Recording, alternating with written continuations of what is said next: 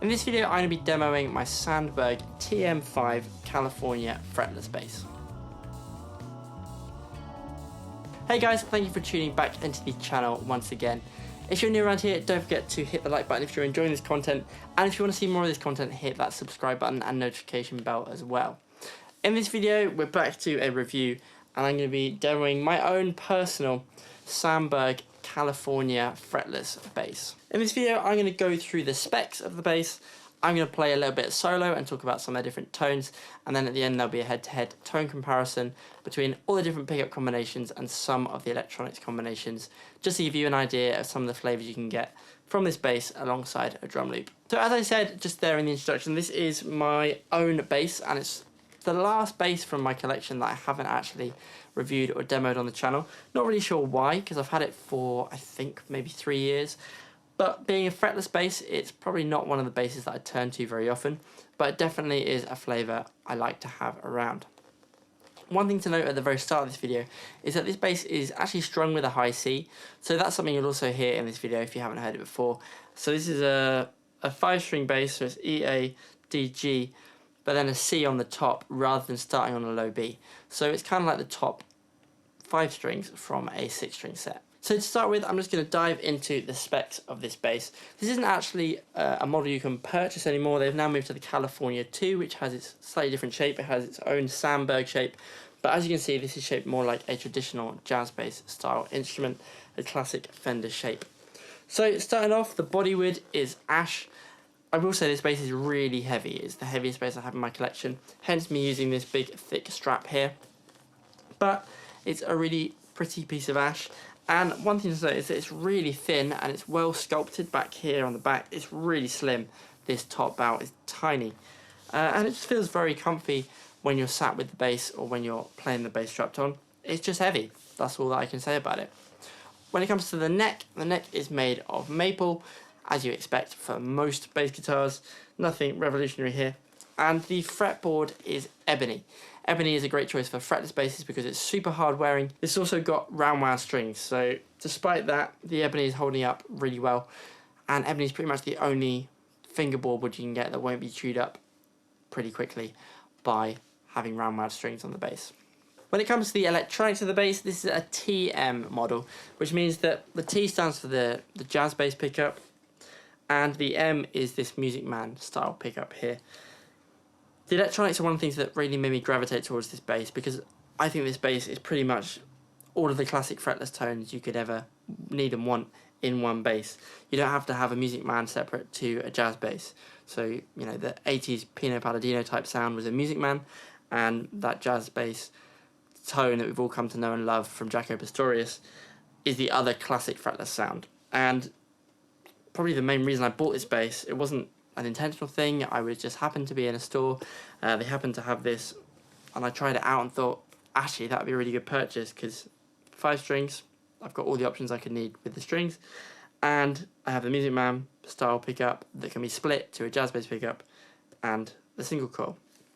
So as I mentioned there, it's splittable using this little switch here, so you can have it as a full Music Man humbucker, or you can switch that switch forwards, and this bridge pickup becomes just one of those coils is active, making it more like a jazz bass tone like you'd expect from a Jaco Pastorius sound. The rest of the electronics also really spoke to me because it's a volume knob with a pull to passive tone, kind of like the Sadowskis that I rave about all the time.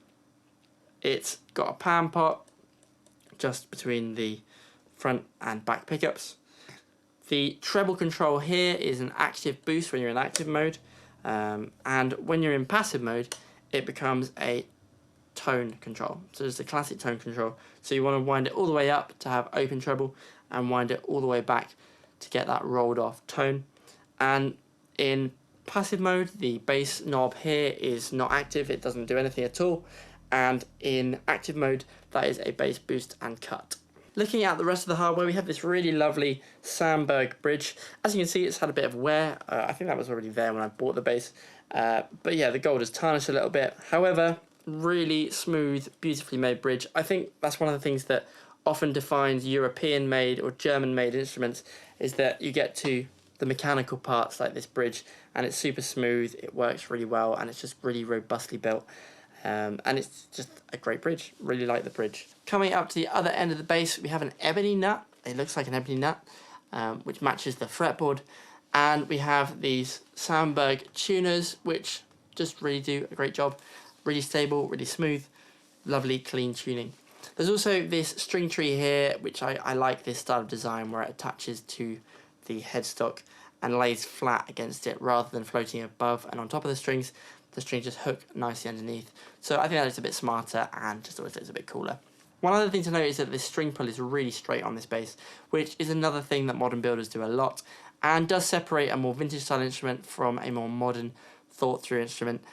Supposedly stringing through in a direct straight line is much better for the tension on the strings, and I mean, it's not something that I really pick out too often, but I know a lot of people that are into these kind of things really do like to see that. So if you're one of those people, this looks like it's one of those basses that's had that extra little bit of thought put into the construction. Talking about construction, the bass is a 6-bolt neck.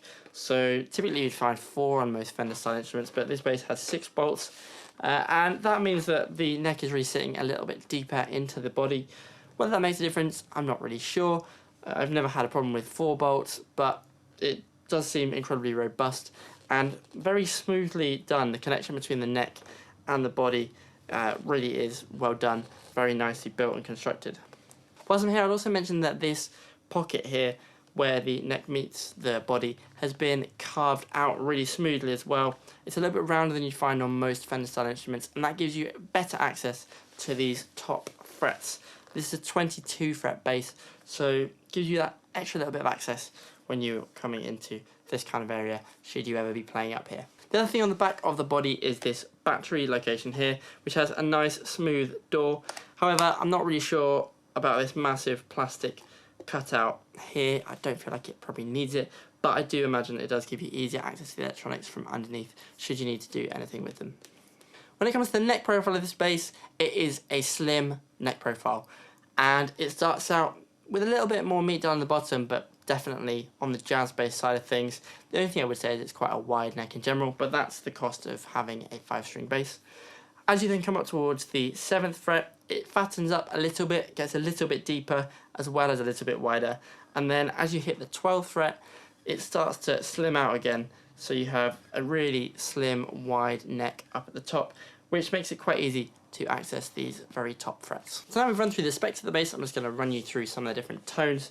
As I say, I think the most important thing about this bass is the ability to switch between the Music Man and the jazz pickup, because that gives us both of the classic flavours of fretless bass, as well as having the front pickup that we can blend in to give a different colour, a bit more bass if we need it, playing more of a supporting role than we see a lot of the times with fretless bass. So this is the passive mode. This is the treble rolled all the way up, so that's the tone control rolled all the way up. And we're on the back Music Man style pickup.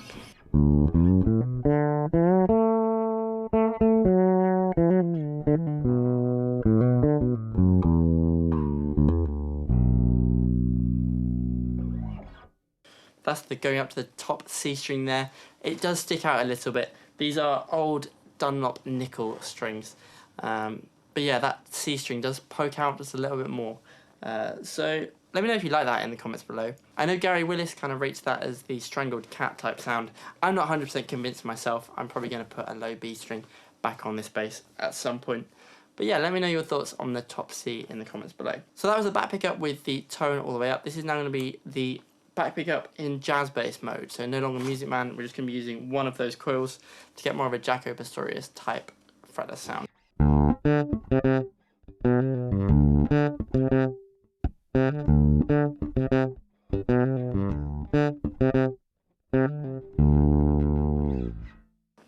So that's the back pickup in jazz bass mode. Now we'll move to all the pickups together. So this is the Music Man mode and the front pickup together. So we've got both coils and this front pickup.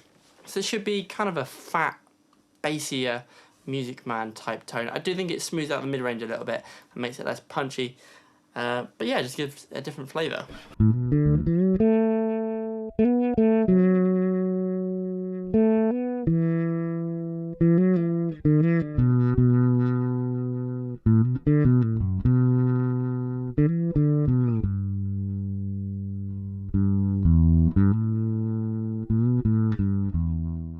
something about fretless bass that just makes you want to play on melody lines. It's just hard to resist. Next, I'm going to go to just a jazz bass configuration, so 2 single coils.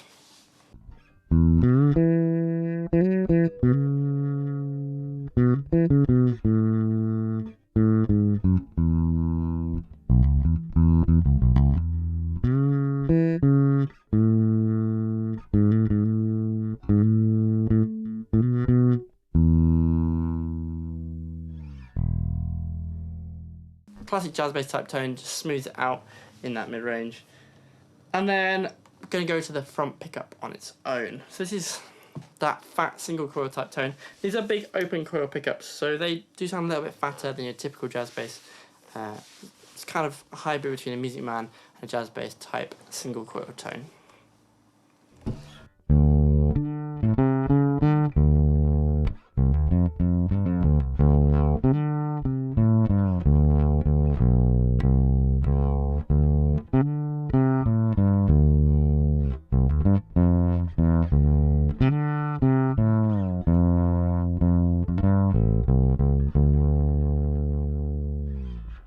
So that was the front pickup. In active mode, we're getting pretty much the same type of thing, except we've now got a lot more bite from the treble.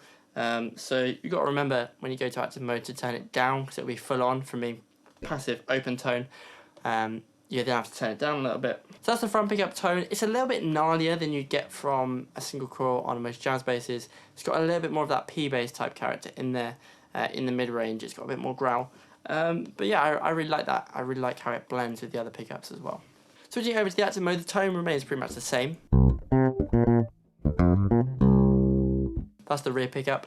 And the active just gives you plenty of bite if you want it. So this is the active boosted 100%. Gets a little bit hissy if you can hear that. And then just rolling it back a little bit to kind of 80 or 90%. Gives you plenty of edge. Just a little bit snappier, brighter up at the top end. And you can then dial the bass in to taste. I think it needs a little bit of bass to balance the treble. So just dial in 20 or 30% here.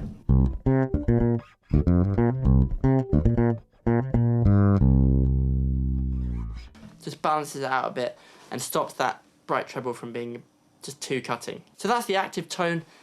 I really like the way that this electronic system works, because that bass and treble is quite transparent compared to a lot of systems. And really with this bass, it works really great in passive and it's got a really strong signal. And you put it into active mode, it doesn't change that too much. It just gives you that option to have that active bright treble and bass for a bit more of a scoop tone if you want it. But in general, I think the passive tone is great. And I primarily just use the active mode when I'm in the Music Man pickup. So if I'm going for that Music Man type tone, put in the active circuit like you would on a Music Man bass. And just add a little bit of treble boost, a little bit of bass boost, and it really does transport you to that Music Man type tone on a fretless bass. Next, we're going to transition to the tone demo. Let me know what your favourite tone is in the comments below. And if you're enjoying this video and getting value from it, please do hit the like button. And if you're new around here, hit that subscribe button and notification bell if you want to see more videos just like this.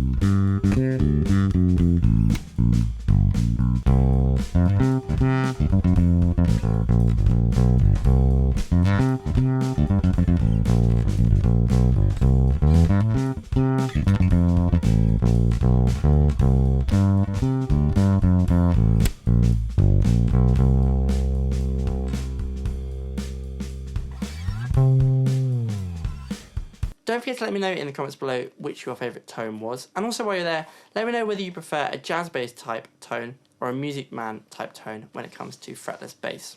So now you've seen the demo and run through the specs, I want to give you my little conclusion and wrap up on this bass and suggest to whom it might be a useful bass. For me, this is the bass that stopped me looking at any other fretless basses and also has made me kind of just forget about having a fretless bass in a good way. Before I had this bass, I would always think, oh, I need to get a fretless bass. It would be really useful for the odd session. As soon as you don't have one, is when you need one. And I found that this bass has just really got rid of any gas for any type of fretless bass that I could possibly need. For most people, fretless bass isn't going to be the first choice. It's not going to be the go-to bass. It is aligned to fretless because I can't cope with playing upright bass. electric bass, and then also having unlined fretless basses, it just really messed with my head.